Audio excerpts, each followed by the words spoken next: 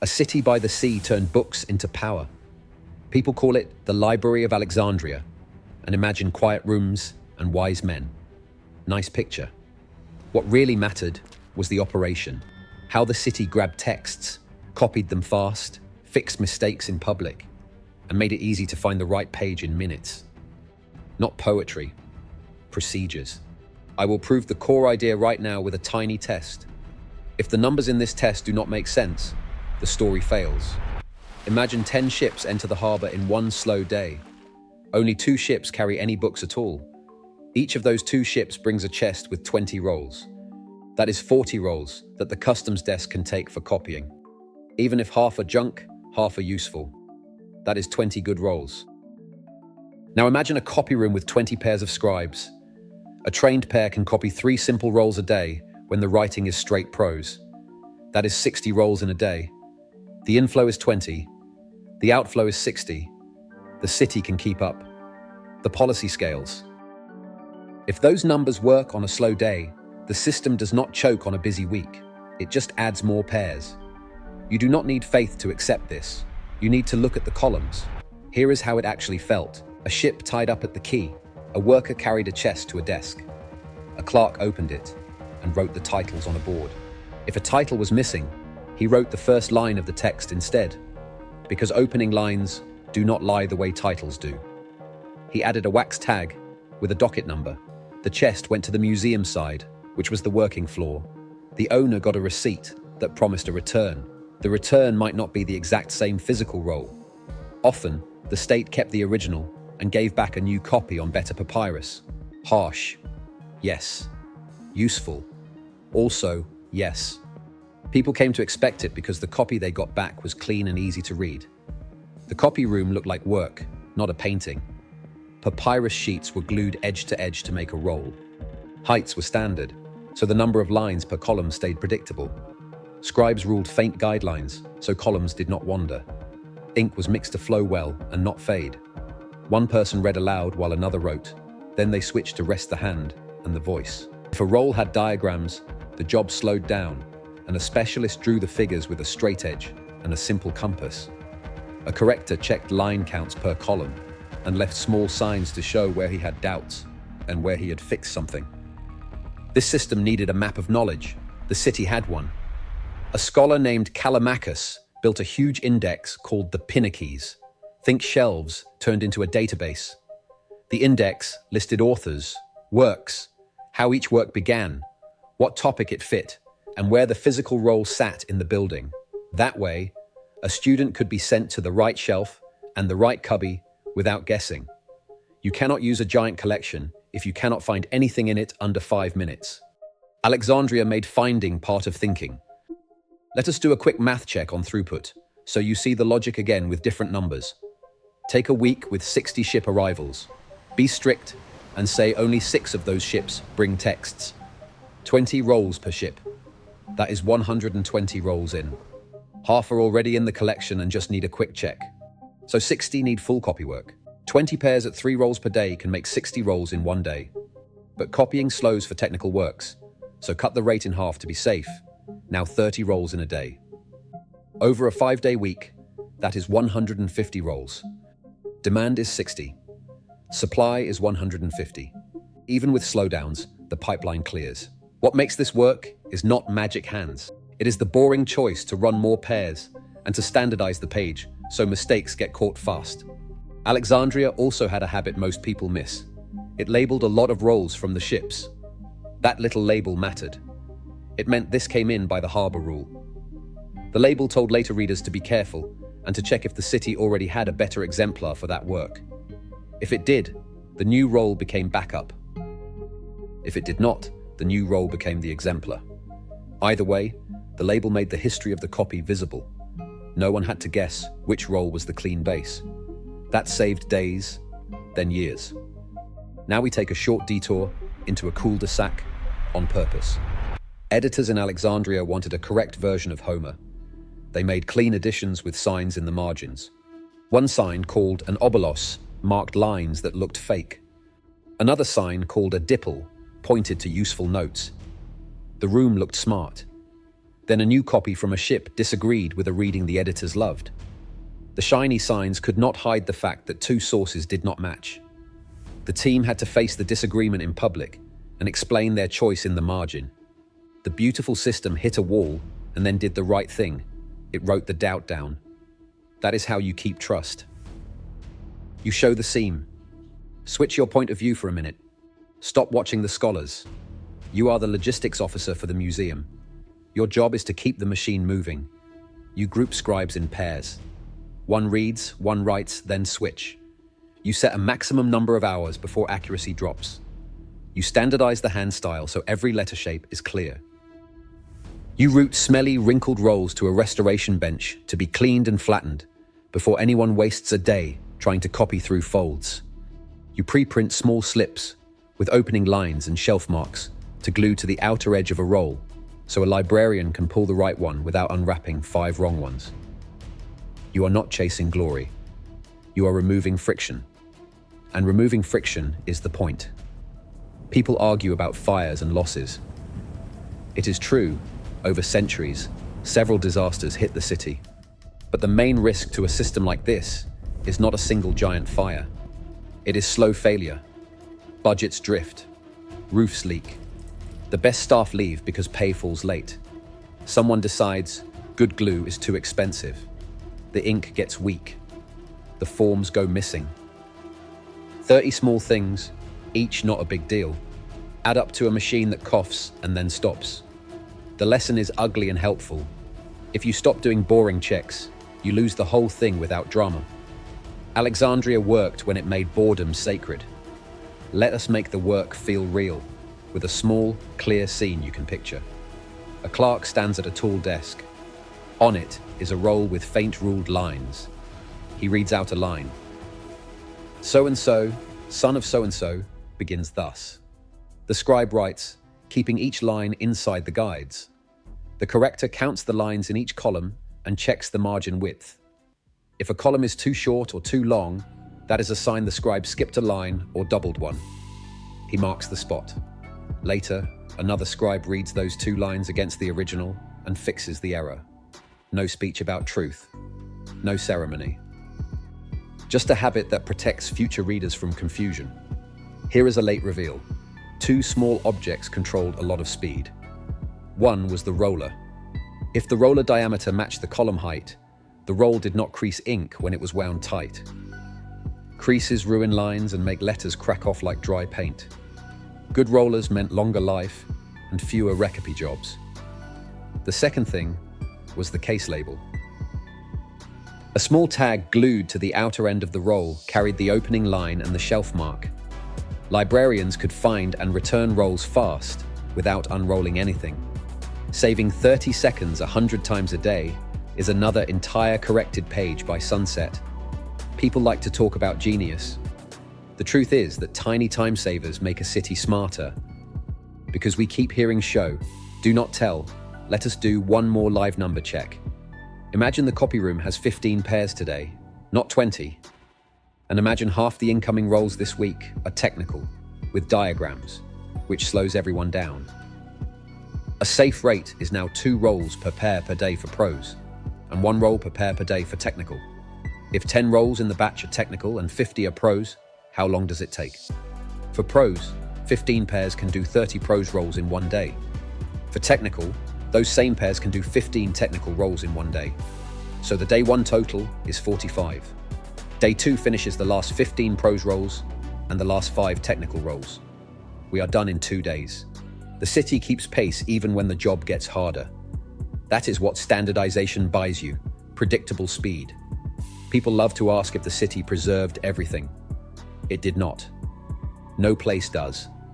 The real win was different. The city made it cheap to repair damage, cheap to compare copies, and cheap to spread the repair to the next reader. A mistake then became a small note in the margin, not a permanent scar. That is better than the fantasy of perfection.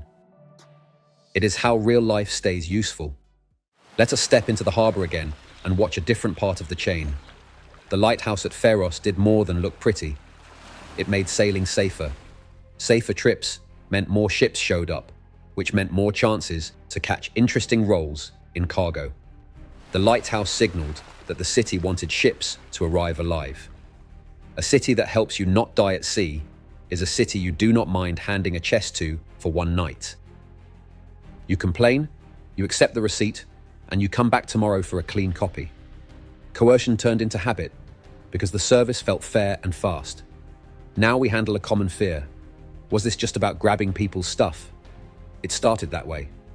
But the city kept people on its side by doing two things. First, it compensated owners with clean copies that were often easier to read than what they brought. Second, it made the catalogue public enough that scholars could check where things were and what version existed. That balance is why the rule lasted.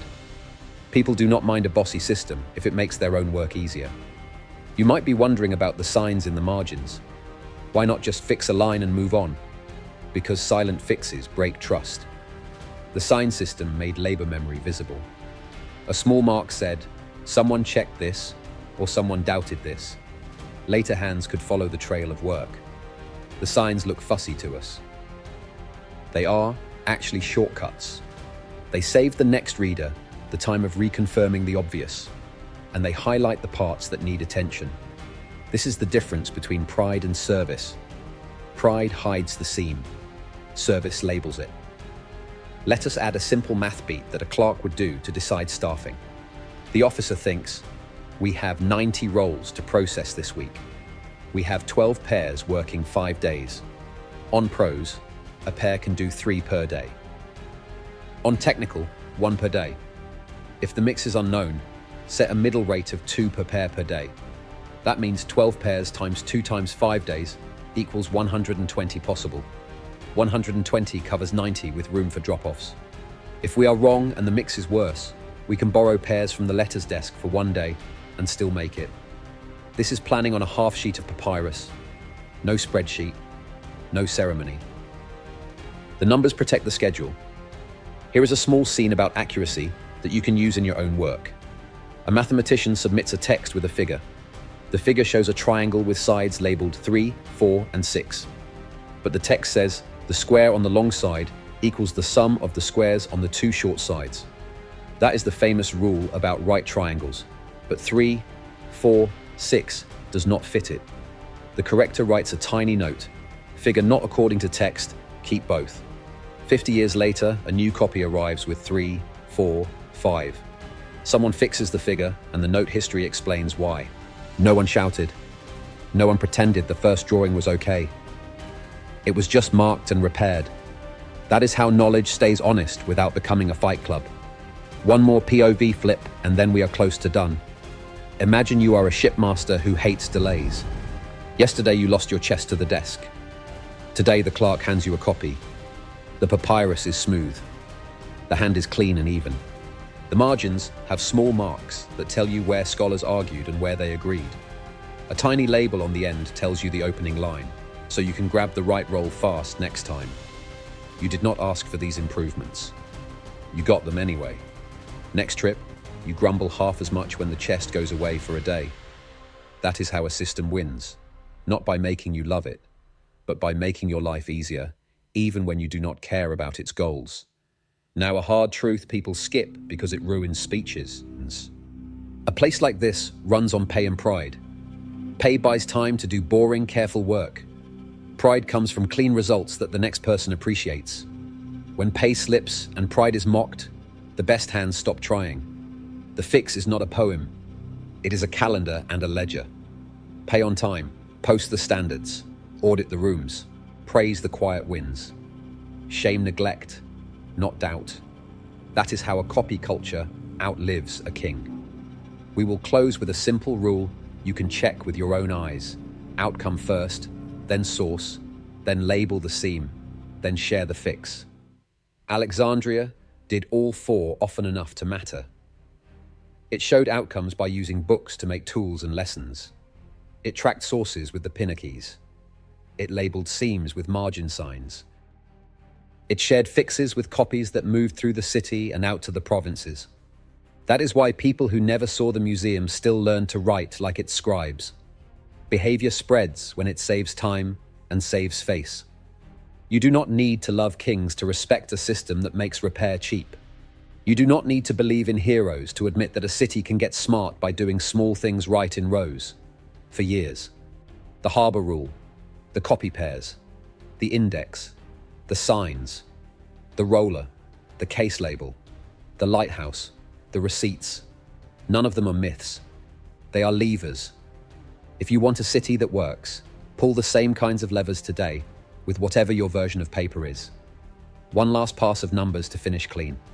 Suppose a busy festival week brings 100 ships, 10 carry books. Each brings 15 rolls. That is 150 rolls in. Your staff has 18 pairs because a few are sick. Your safe rate is 2 rolls per pair per day because there are diagrams in this batch. Over 5 days, that is 18 times 2 times 5 equals 180 capacity. You clear the week and even handle repairs. If storms delay ships and they bunch up later, the same math tells you how many extra pairs to borrow from the letters desk for 2 days. The officer does not guess. He runs the numbers, writes the plan, and posts it. People know where to stand and what to do. A city is not what it says it values. A city is what it repeats. Alexandria repeated, bring it in, copy it, correct it, catalogue it, return it, teach with it for long enough that the habit left a shadow on the world. If you want that shadow now, do not aim for glory. Aim for speed you can trust, repairs you can see, and finding the right page in under 5 minutes. Make the boring parts sacred. Make the fixes public. Keep the labels on. The rest is noise. Here is the take-home line you can use without me. Make capture cheap. Make retrieval instant. Make correction public. Pay for boredom. Teach the posture, not just the text. If you do that, you will not need a miracle. You will have a machine. You might still wonder what a normal day looked like for the stationer who fed this whole thing. Here is the rhythm. At sunrise, he unlocks the shutters. He checks his tool tray, reed pens cut the night before, a small knife for trims, a flat stone for touch-ups, a cup of thick black ink with a lid so dust stays out, a bowl of wheat glue for labels, and a stack of burnished sheets. He wipes the counter so fibers do not stick. First customer is a clerk from the court who needs 3 clean forms. The stationer pulls pre-ruled sheets, stamps the space for the seal, and points to the line where the summary goes. Second customer is a student who asks for a copy of a short speech. The stationer rents her the exemplar, takes a deposit, and hands her a reed cut to the right width. Third customer is a ship's officer who brings a wrinkled roll. The stationer lays it under a damp cloth to relax, then presses it between boards so it will copy flat. None of this is dramatic. It is a set of moves done the same way every day, so the line never stalls. Watch a lesson, because the index only matters if real people use it fast. A teacher tells a student, find the work that begins on the nature of numbers. The student goes to the board, scans the topic mathematics, finds the author's name, then the opening line. Beside it is a shelf mark. He walks 3 aisles, counts cubbies, spots the right roll by the case label, and brings it back. The whole trip takes 2 minutes. He did not guess. He followed a map. If you cannot do that, you do not have a library. You have a storage room with stories about how great it used to be. Here is how the catalogue stayed honest. Every afternoon, a small team did a repair round. They checked which rolls came back from scholars. Each roll got a fast inspection, edges, labels, rollers, first lines. If a label was loose, they reglued it. If the outer sheet was scuffed, they added a fresh guard sheet. If a roll had a new note in the margin, they copied that note into the master entry so the index reflected real changes. If a roll smelled damp, they sent it to a drying room, just a warm space with airflow and racks, so mildew did not eat the fibers. This routine saved more books than any speech about love of learning ever did. Humidity and heat can kill a collection quietly. The city used simple tricks to fight both. Drying rooms had vents high and low to pull air through. Racks held rolls apart so air could move between them. A small slate on the wall had today's feel, written in chalk: dry, normal, damp. so staff knew when to open shutters and when to leave them shut. It was not science class. It was a habit that kept the tools ready. One more small thing. Jars of ink were kept in a shaded box so the sun did not thicken them. Thick ink makes scratchy letters and wasted time. These details are boring until you skip them and watch the whole machine slow down. One last math beat, the kind a supervisor runs in his head when someone calls in sick. He needs to know if he can still finish Friday's batch. There are 72 rolls left. He has 10 pairs today. The safe rate is 2 per pair per day. That is 20 today. Tomorrow he expects the same. By Thursday that is 60. He is still 12 short.